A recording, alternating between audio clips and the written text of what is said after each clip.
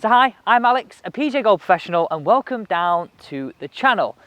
Today's video is a highly requested one on distance and stance, right? And what I mean by distance is, what distance should you stand from the golf ball? So in today's video, I'm going to give you everything you need on the distance you should stand from the golf ball with your driver and with your irons, and a method you can take, I promise you, straight out onto the golf course. Because this comment comes in from EEC 2021. I want to help you out because this channel is powered by the viewers. So we've come down to the 13th. You may not have actually seen this hole before, but this is the stroke index one.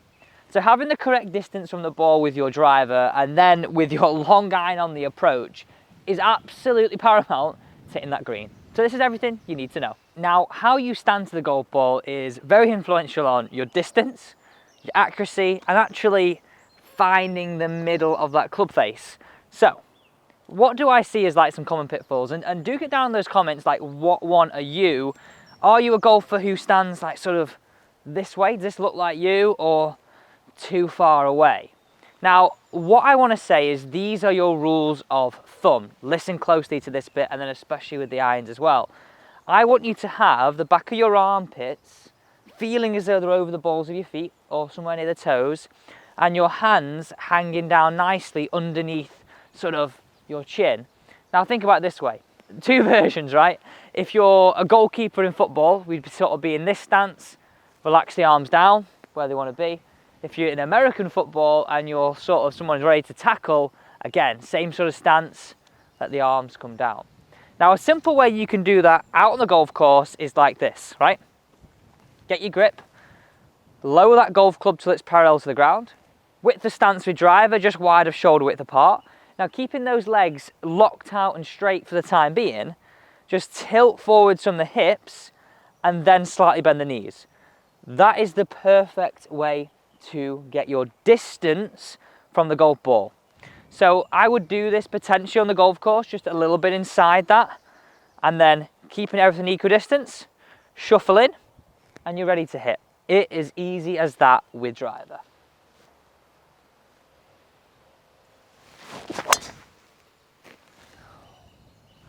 Tiger line today. Taking it down that left half. Now the ideal line here is, if you're feeling brave, is to take it over that bunker just down the middle of the fairway. Okay, let's jump down the fairway, but before that, have a look at the screen right now. This is it from the sort of player cam point of view, how far I was standing from the golf ball, so just a little bit more, but let's jump down the fairway. We've now found the fairway, but we need a simple routine that we can do and use with our irons. Now, you may have been a golfer that has used one length irons, and then this would be the same no matter what club. I have actually used them before, but now I'm currently using variable length. So let's take my longest iron, my 4, and my 7 iron. One of my scoring irons, and one of the clubs that we probably use quite a lot. And we expect to get closer to the green with the 7 than we do the 4. Now, looking down at these clubs, they're obviously sort of different lengths, so therefore our distance from the golf ball would change with each club, and our ball position would gradually get closer towards our left foot. I'll just give you a bit of a player cam here again, and as you can see where I'd have my 7 iron ball position relative to where I was standing, and then you can also see right now my 4 iron ball position. So distance from the golf ball, it is the same as what we did before really.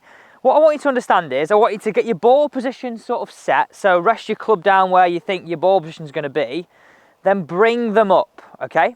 Now, I'm doing this with both clubs just to illustrate the distance changes. So again, I'm going to go slightly narrower than my driver, round about shoulder width apart, keeping those legs straight with the club parallel to the ground. I'm just going to bend over until the club hits the ground, then slightly bend the knees. Now have a look at the difference in where my 4 iron, really look at that closely there, the 4 iron where the head is, and then where the 7 iron is. Again, slightly further away because it's a longer club. So let the club that you've got in your hand help you determine the distance just by, and you bow over when it hits the ground. It couldn't be any simpler, but it's getting the right ball position first. That's a really important feat. Okay, Can I hit the green? This is the approach shot again into the stroke index one. We've got about 165 into a tough wind. There's certainly going to be a bit of a test.